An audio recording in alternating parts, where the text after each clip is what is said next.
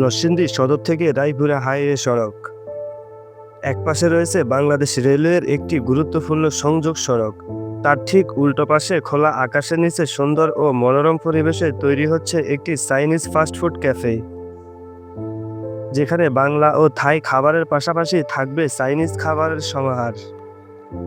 এটি নরসিংদী সদর থেকে প্রায় 15 কিলোমিটার দূরে অবস্থিত।